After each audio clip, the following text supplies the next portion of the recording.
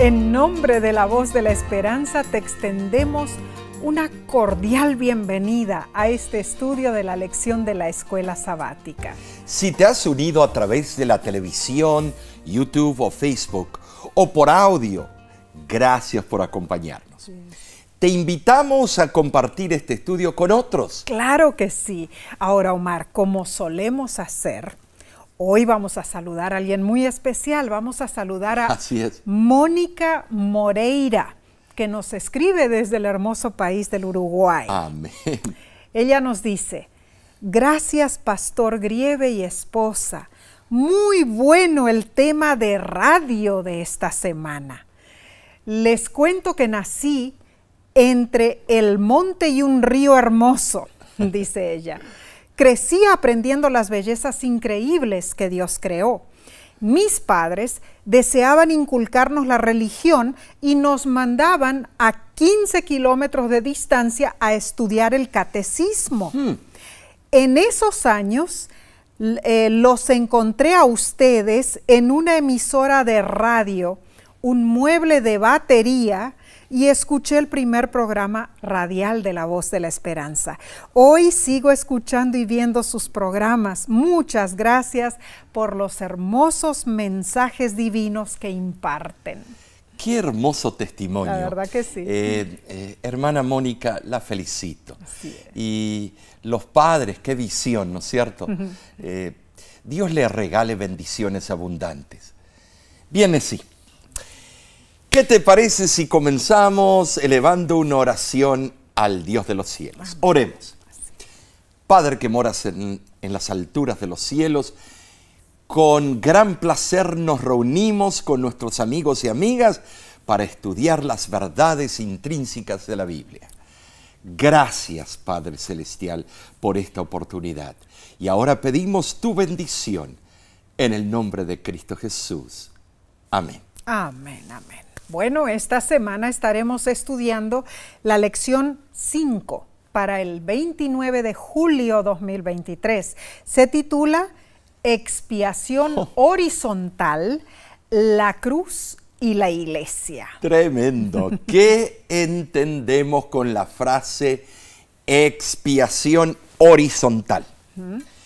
El texto de esta semana se encuentra en Efesios, capítulo 2, versículo 13 al 14. Y es interesante lo que dice. Pero ahora en Cristo Jesús, vosotros que en otro tiempo estabais lejos, habéis sido hechos cercanos por la sangre de Cristo, porque Él es nuestra paz, que de ambos pueblos hizo uno, derribando la pared intermedia de separación. Bueno, en estos versículos presenciamos otro de los significativos contrastes que Pablo utiliza para dar fuerza a un notorio argumento típico de Pablo, ¿no es cierto?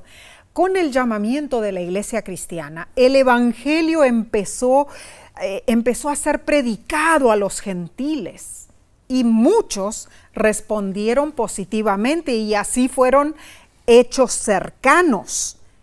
Pero otros formaron paredes y barreras. Que la formaron en esos tiempos. El significado y la razón de esa pared era para que hubiera separación con el mundo, con los paganos, con la chusma. En el templo de Jerusalén en sí había una valla que separaba el atrio de los gentiles del atrio de los judíos, para no intoxicarse, para no estar en contacto con los inmundos. Ningún gentil se atrevía a pasar más allá de ese límite. Ahora, Nesí, visualicemos esto. A ver. Si tú eras un gentil o un griego que valorabas el Dios de los judíos, tendrías que tener mucho cuidado a dónde pisar en el templo. Oh, claro. Qué feo, ¿no es cierto? Ir a la iglesia de esa manera. Tremendo. Era un lugar imponente y majestuoso. Sí, lo era. Al recorrer en los hermosos patios y las columnas estriadas del templo de Jerusalén, los sonidos de la adoración invocaban a la alabanza de Dios. Claro que sí. Ahora, La entrada a la explanada sobre la cual se alzaba el templo de Jerusalén estaba permitida a toda persona, pero solo los judíos podían acceder al santuario. Y ahí yace el detalle de todo esto, porque siendo un gentil o un griego, tú o yo nos encontraríamos frente a una cerca o una balaustrada de piedra de casi 5 pies de altura, 1,5 metros más o menos. La cerca se llamaba sorag en el hebreo. Esa cerca marcaba el límite de entrada. Y sobre esa cerca estaba la inscripción de advertencia dirigida ¿a quién? A los visitantes. Esto era serio, ¿no es cierto? Hermanos, pensemos en esto. Grabada sobre bloques de piedra caliza, a cada tanto, la advertencia en latín y en griego decía: ningún extranjero puede entrar dentro de la balaustrada ni en el recinto alrededor del templo, y cualquiera que fuese sorprendido haciéndolo será culpable y responsable so pena de muerte. ¡Wow! Al leer esa inscripción, tú y yo, siendo gentiles, nos sentiríamos excluidos. ¿Volveríamos a esa iglesia? ¿Verdad? No. Sin embargo, al estudiar Efesios capítulo 2, versículos del 11 al 12, Pablo explicó que la cruz de Cristo marca una diferencia dramática, porque destruye las barreras. Verticalmente, la cruz disuelve la alienación, reconciliando al hombre con Dios.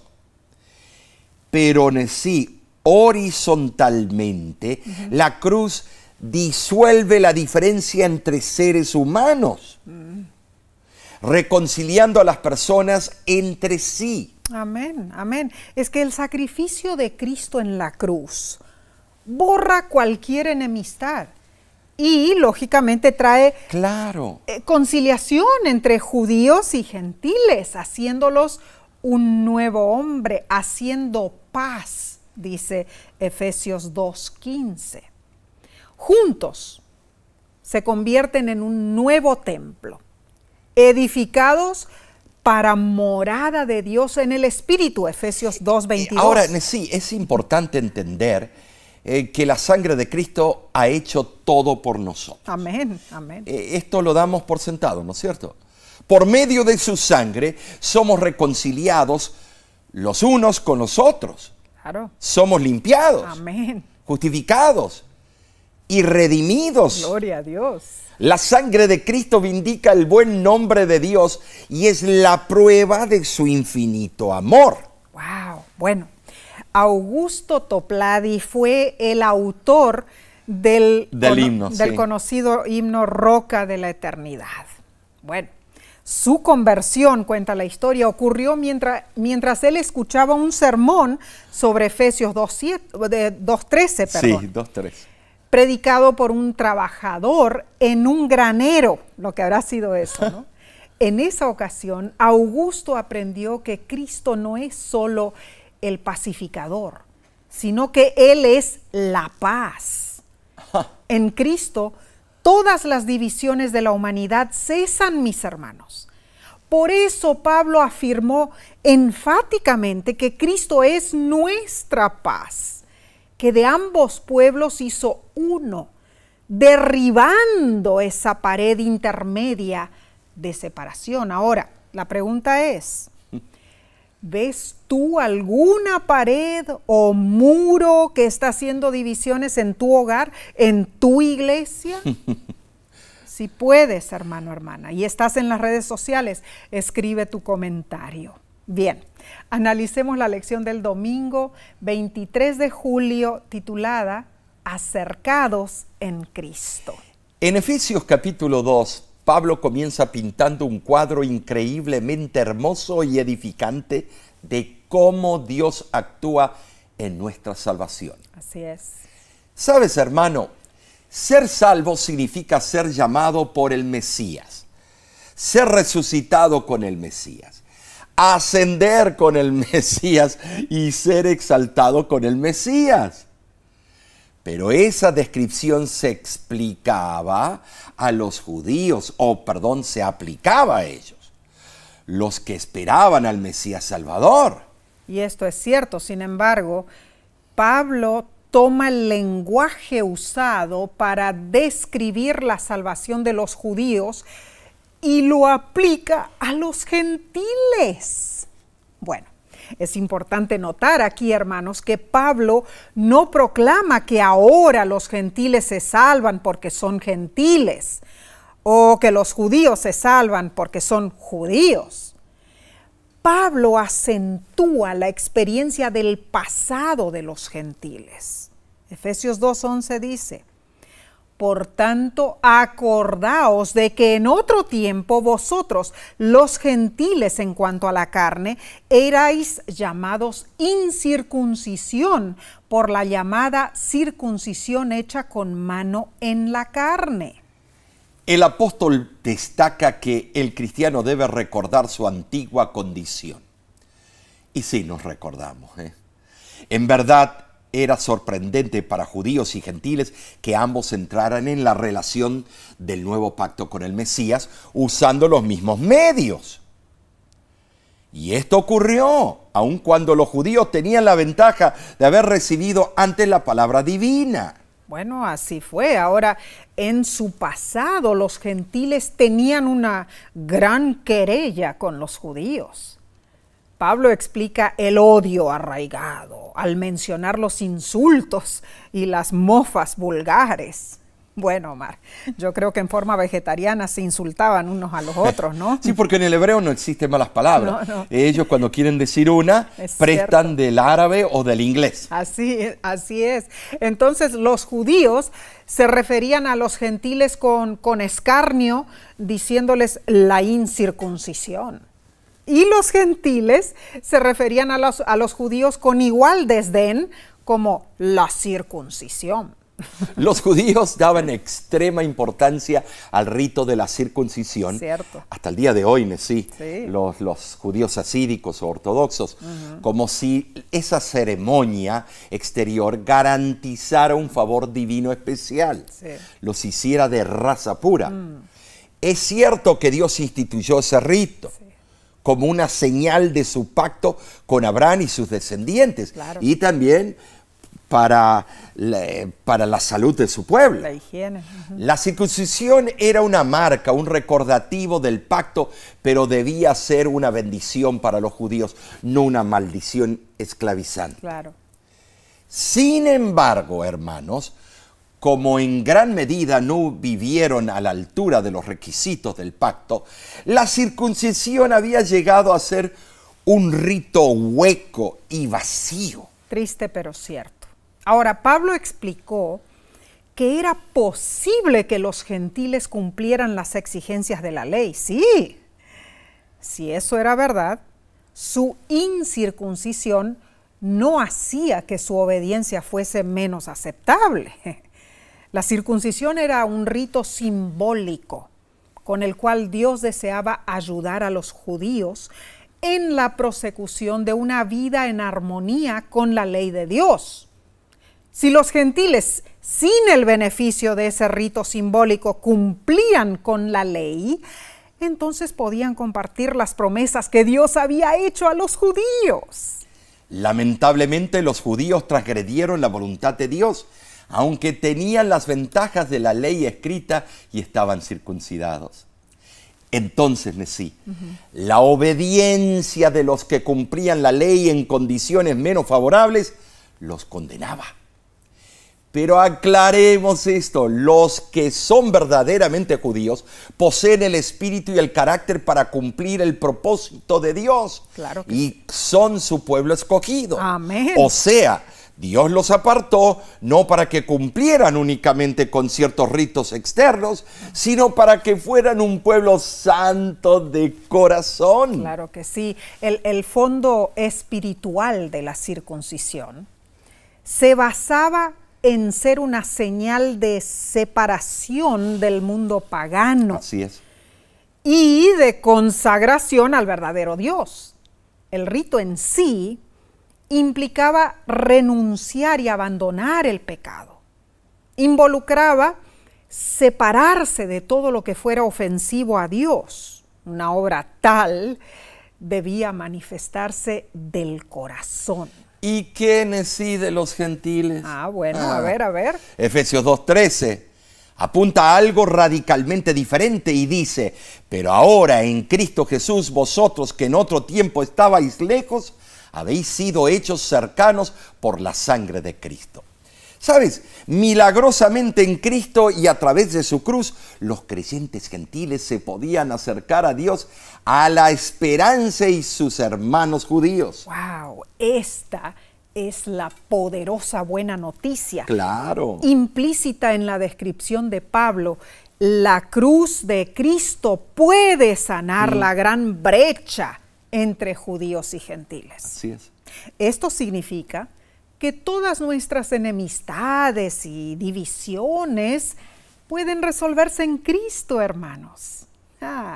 Esta buena noticia nos invita a considerar las diferencias que existen en nuestras vidas, en nuestra iglesia, entre nuestros familiares.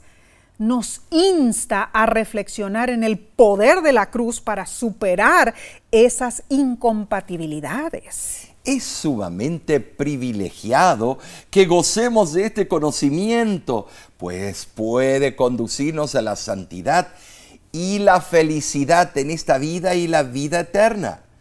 Pero es terrible que descuidemos este privilegio. ¿Saben? Sí, practicar externamente la religión no puede salvarnos. No.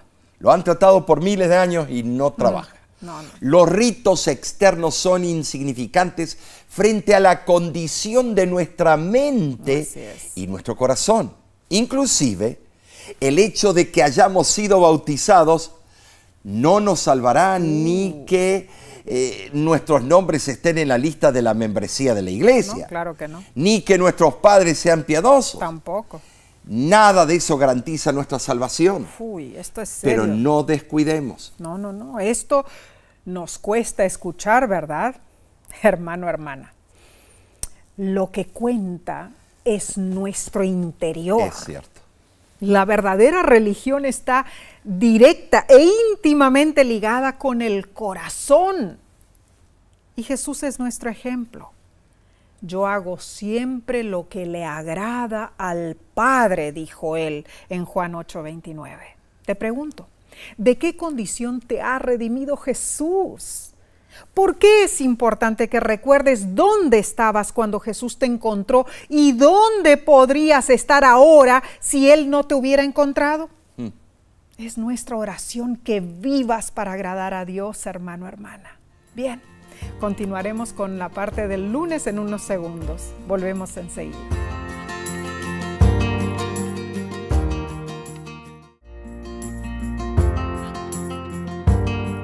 Gracias por estudiar con nosotros esta hermosa lección de escuela sabática.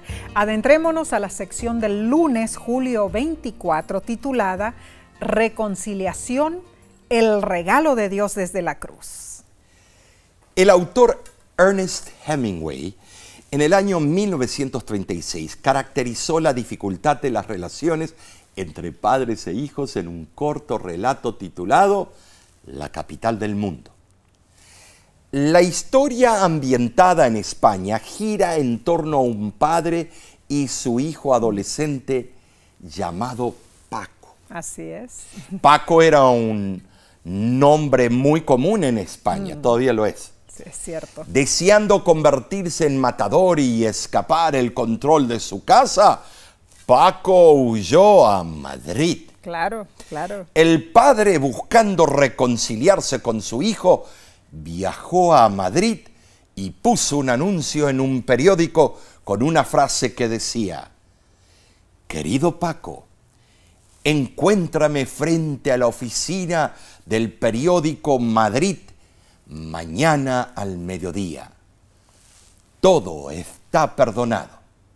Te amo, papá. Ah, Hemingway luego escribió que al mediodía del día siguiente llegaron 800 pacos buscando perdón. Wow, lo ¿Te que habrá imaginas? sido eso. 800 pacos. Interesantísimo. Bueno, en el mundo sobreabundan los que necesitan perdón y reconciliación, ¿no es cierto? Ahora, el modelo por excelencia de perdón es el regalo de Dios a la humanidad, Cristo Jesús. Entonces, leamos Efesios capítulo 2, versículos 14 y 16. Y dice lo siguiente: porque Él es nuestra paz, que de ambos pueblos hizo uno, derribando la pared intermedia de separación y mediante la cruz reconciliar con Dios a ambos en un solo cuerpo, matando en ella las enemistades. La palabra enemistades aquí está en convergencia con la frase pared intermedia. El texto en el original griego favorece la idea que Cristo eliminó las enemistades de la pared intermedia por medio de la cruz, en el contexto de Efesios capítulo 2, versículo 11 al 22, especialmente Efesios 2:15. La cruz provee 3 ventajas para el creyente. Número 1, la cruz permite que los gentiles que estaban lejos de Dios y de su pueblo fuesen acercados, convirtiéndose en hijos de Dios y hermanos de los judíos. Número 2, la cruz hace que la hostilidad, en el griego ektran, enemistad, quede muerta. La cruz eliminó el estado permanente de hostilidad entre judíos y gentiles. En tercer lugar, la cruz presenta la reconciliación. Cristo reconcilia a ambos, judíos y gentiles, con Dios en un solo cuerpo por medio de la cruz.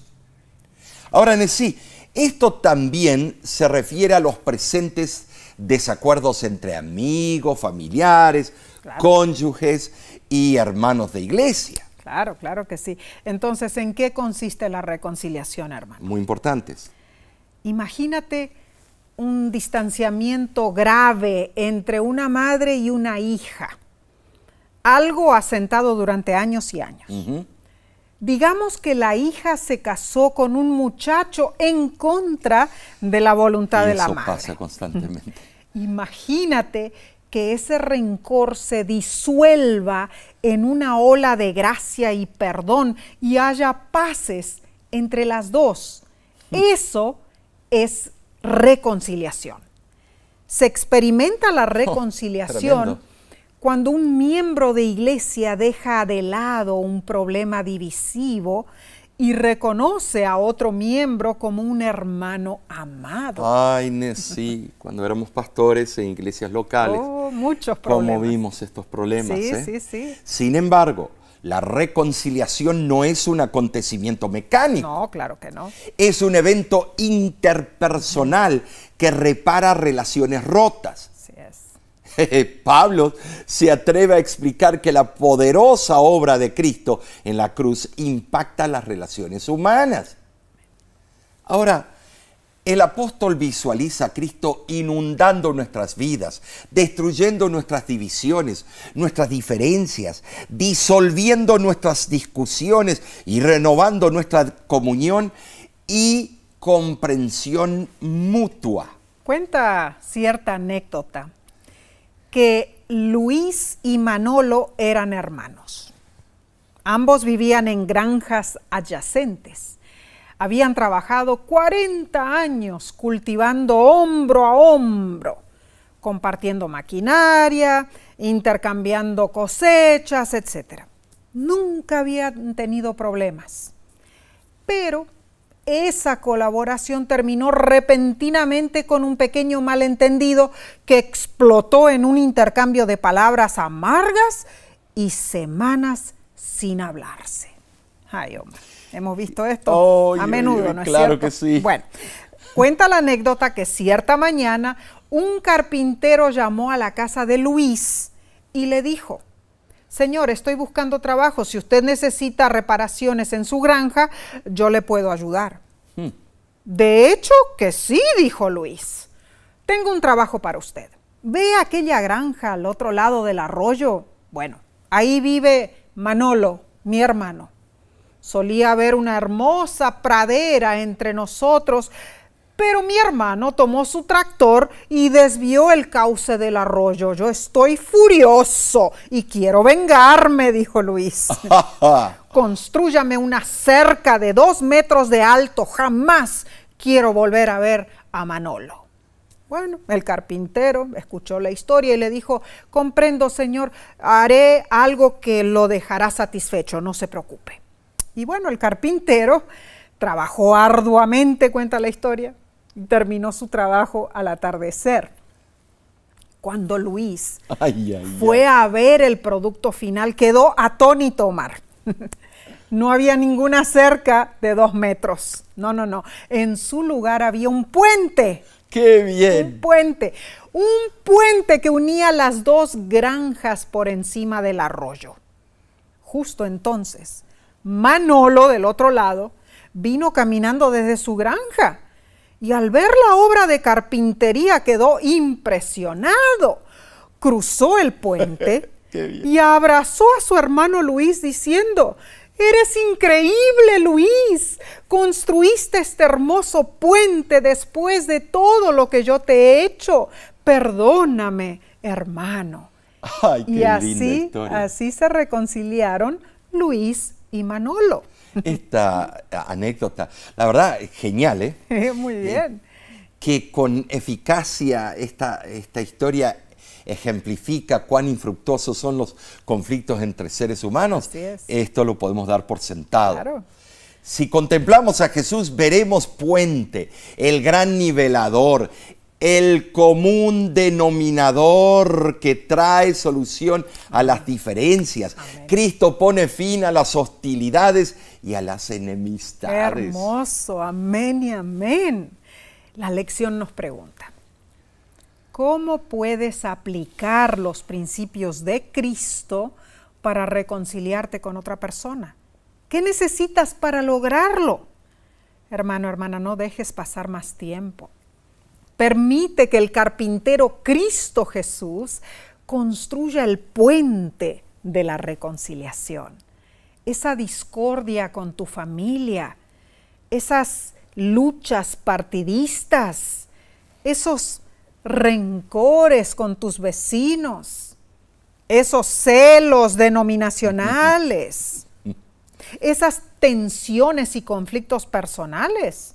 Todo eso se puede resolver cuando llegamos a ser hijos de Dios, cuando llegamos a ser uno en Cristo.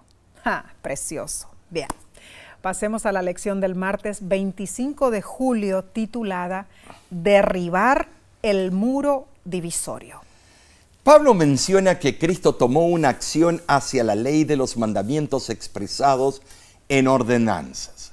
Eso lo vemos en Efesios 2:15. ¿Cuál fue esa acción?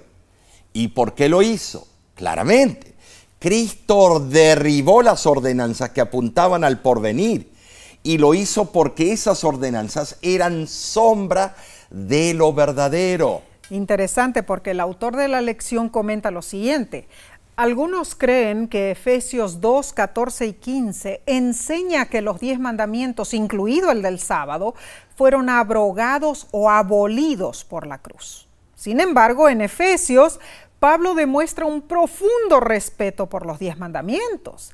Incluso cita el 5.º mandamiento y alude a otros.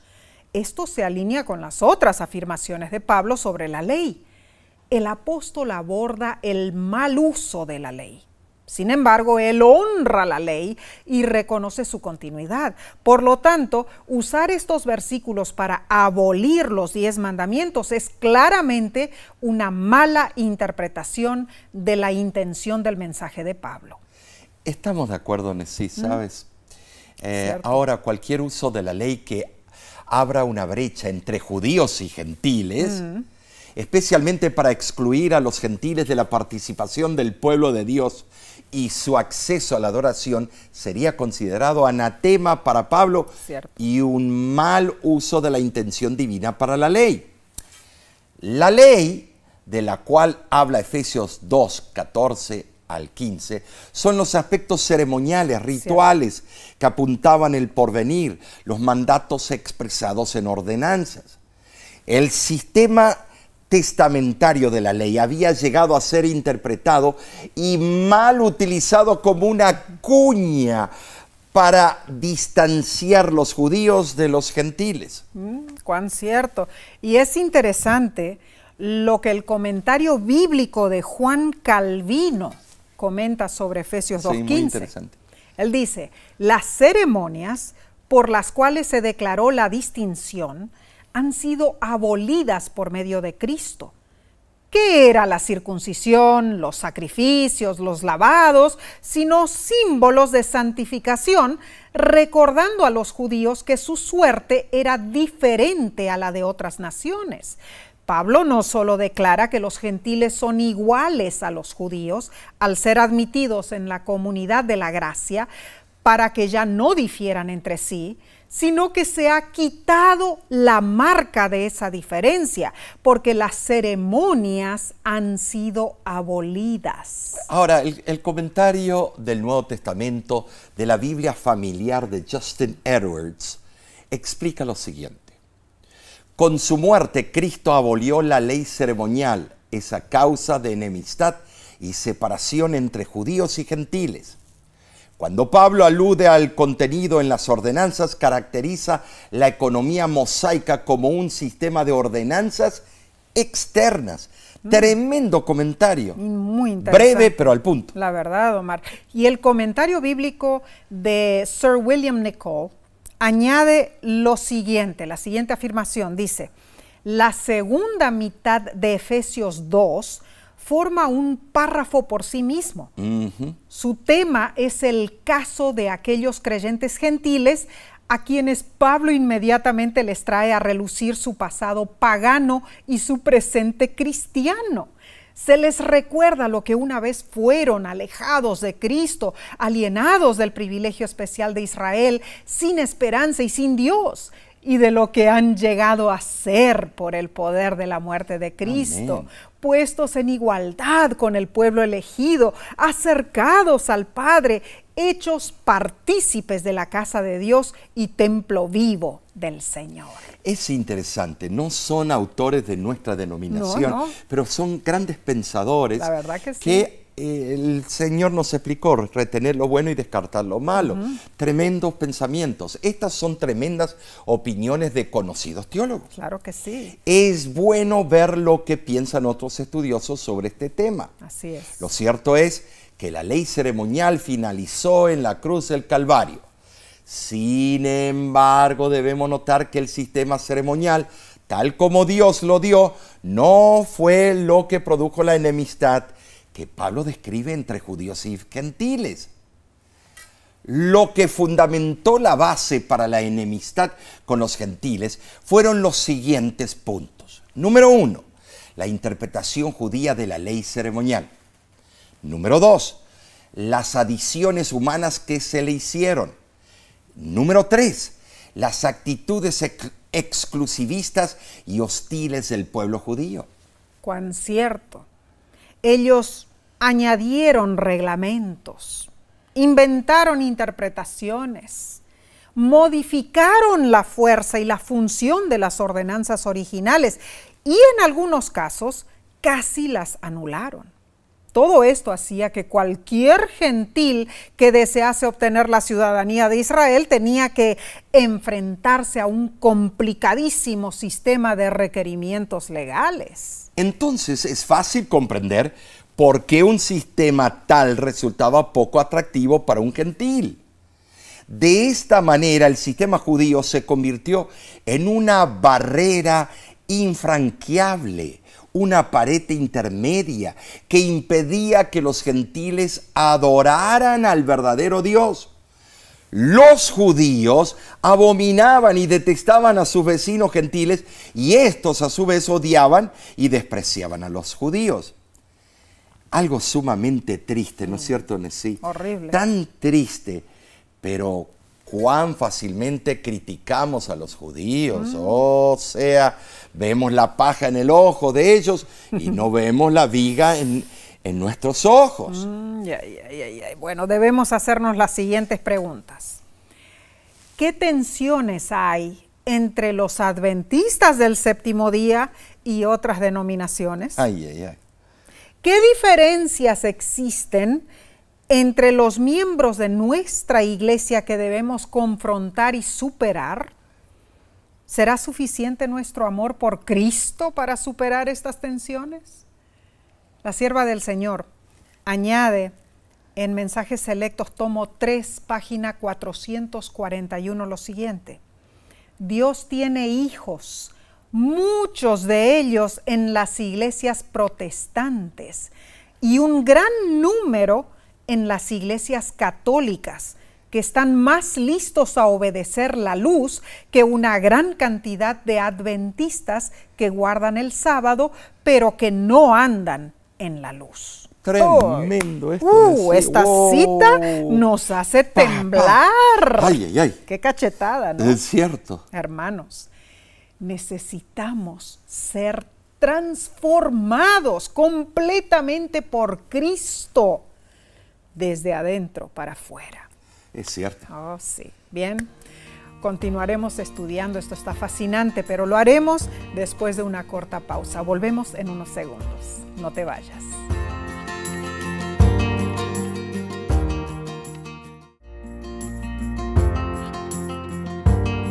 Alabamos a Dios por regalarnos estos momentos para estudiar la Biblia, y a ti te agradecemos por acompañarnos. Bien, pasemos entonces a la sección del miércoles 26 de julio, titulada Jesús, predicador de la paz. Los seres humanos buscamos y anhelamos la felicidad y la calma, pero paradójicamente muchas veces el camino hacia el equilibrio y todos nuestros emprendimientos terminan siendo estériles, intentos fallidos, como quien se atraganta con agua del océano para calmar la sed. Sin embargo, Pablo dice lo siguiente sobre Cristo en Efesios capítulo 2, versículos 17 y 18. Y vino y anunció las buenas nuevas de paz a vosotros que estabais lejos y a los que estaban cerca, porque por en medio de él los unos y los otros tenemos entrada por un mismo espíritu al Padre. Cristo vino como predicador de paz. Es posible que estos versículos hacen referencia a la venida del Espíritu después de la ascensión de Jesús. En verdad, el Evangelio de paz fue proclamado a los gentiles y a los judíos por el poder del Espíritu, ¿verdad? Notoriamente la predicación del Evangelio siempre produce una disposición de paz. Omar, vemos que en tiempos de Pablo, en realidad, los judíos necesitaban la reconciliación, tanto como los gentiles, porque aun cuando tenían conocimiento de Dios, en la práctica los judíos estaban separados de Él, por causa de sus tradiciones y de sus pecados.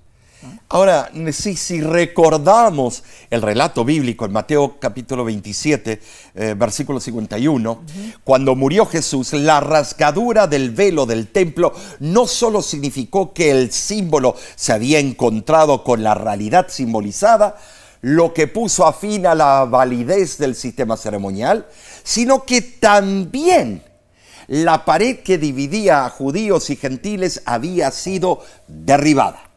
Tremendo, tremendo. Jesús dijo, yo soy la puerta. Sí. El que por mí entrare será salvo, dice Juan 10:9. La verdadera meta de todo cristiano debe ser encontrar el acceso a Dios. Si prestamos atención, en Efesios 2:18, están presentes las tres personas de la deidad. Así es, claro. Cristo, el Espíritu Santo y el Padre. O sea, hermanos, no existe un Espíritu Santo para los gentiles y otro para los judíos. No, no, no. La idea de un Padre amante debía producir un impacto entre los gentiles, quienes estaban hastiados con sus deidades y añoraban encontrar al Dios no conocido. Entonces, sin lugar a duda, los gentiles que aceptan a Cristo obtenían derecho a todos los privilegios de la ciudadanía en la nueva comunidad de la Iglesia cristiana. Dios es al mismo tiempo, hermanos, Rey de los ciudadanos y Padre de la familia. Los gentiles ya no eran forasteros o huéspedes, sino que disfrutaban de residencia permanente. En estos tiempos, Nesí, cuando esa lucha de residencia permanente es tan difícil para muchos, inclusive cristianos, entender. Cierto. Ese mensaje es un mensaje de paz. Claro, claro. Los evangelios contienen muchos ejemplos de Jesús como predicador de la paz. Al despedirse de sus discípulos, Jesús prometió: la paz os dejo, mi paz os doy. Juan 14, 27. Amén. Y concluyó diciendo en Juan 16, 33, estas cosas os he dicho para que en mí tengáis paz. Y después de su resurrección, Omar, cuando Jesús se apareció a los discípulos, les dijo repetidamente: así es, la paz sea con vosotros. Esto lo vemos en Juan 20, versículos 19, versículo 21 y versículo 26. Jesús fue sin duda un predicador de paz único. Él forjó una paz duradera y activa a través de su muerte en la cruz. Ahora, ¿cómo leímos nosotros, Nesí, en Efesios capítulo 2, versículos 17 al 18? Yo veo que Pablo se esforzó por señalar que la predicación de paz de Cristo se extiende más allá del tiempo de su ministerio terrenal. Claro que sí, claro que sí.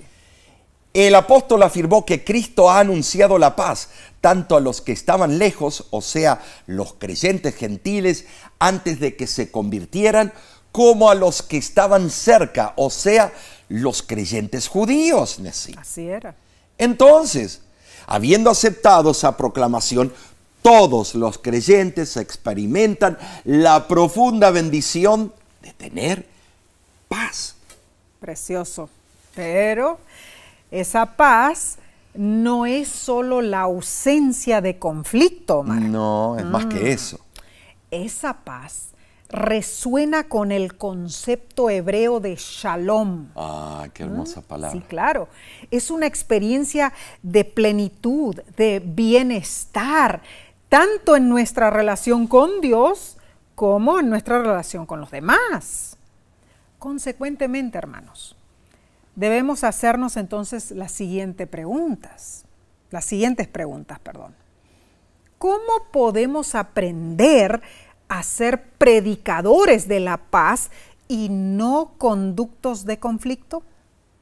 Piensa en esto y si estás en las redes sociales, pon tu comentario. Dime, ¿acaso no enfrentas situaciones en las que tú puedes ayudar a traer sanidad, tranquilidad y paz? Claro que sí. Es notable la siguiente cita del libro Joyas de los Testimonios, tomo 2, página 102. Debemos demostrar por nuestra vida diaria que tenemos paz y reposo en Dios. Cuando su paz esté en el corazón, resplandecerá en el rostro.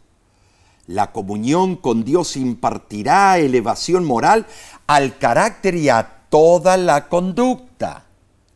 Los hombres sabrán de nosotros, como supieron de los primeros discípulos, que hemos estado con Jesús. Esto es sencillo y hermoso, hermano, hermana. En nuestras palabras y hechos, en nuestros deseos y nuestras intenciones, Debemos ser personas que elogien, encarnen y fomenten la paz de Cristo. Y Omar, debemos hacer esto no solo en la iglesia y en la familia, sino en todos los lugares donde Dios nos envía, hermanos.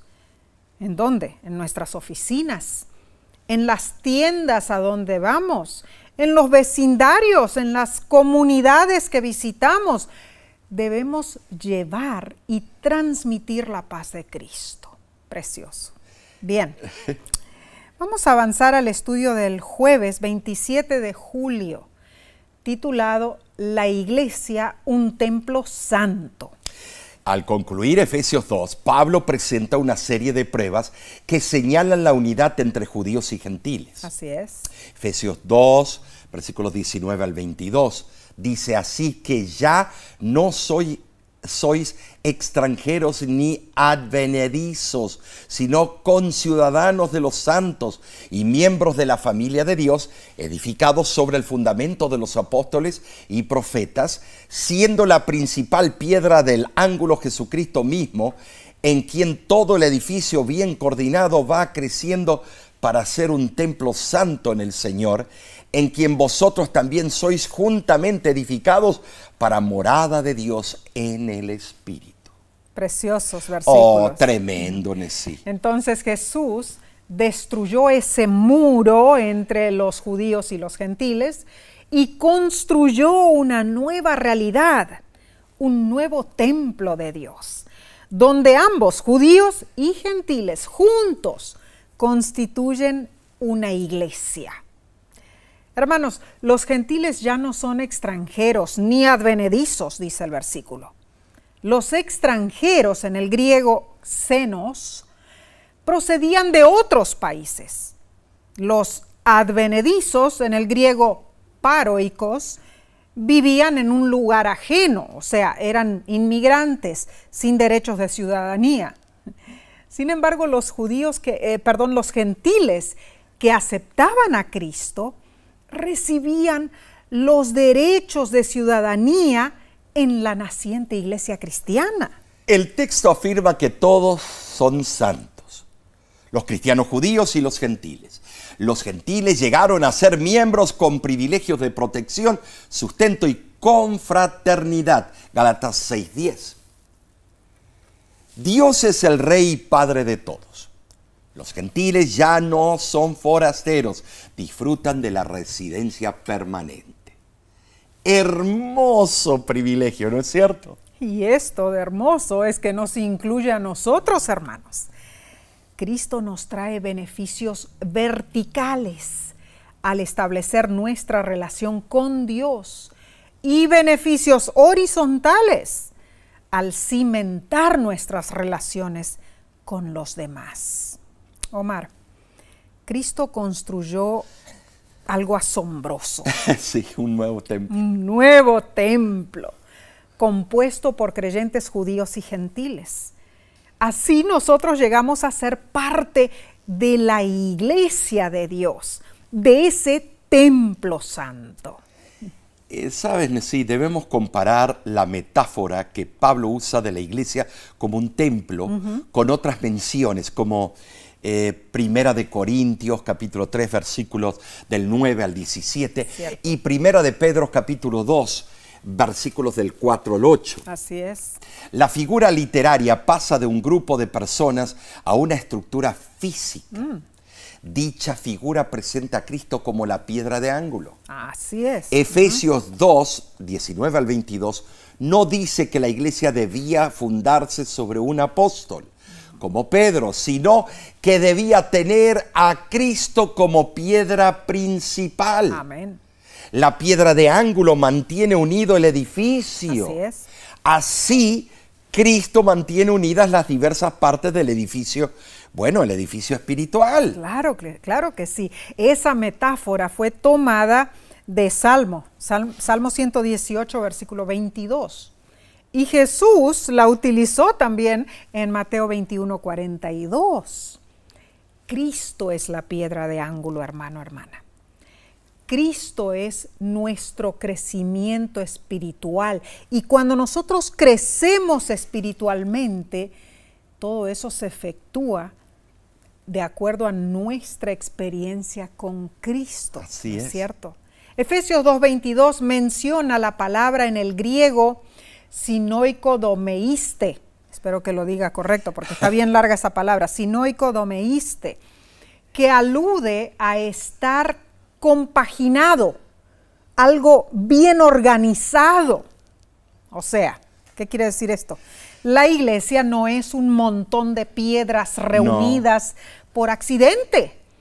La iglesia tiene forma, la iglesia tiene coherencia. Cada piedra ocupa su lugar en la estructura.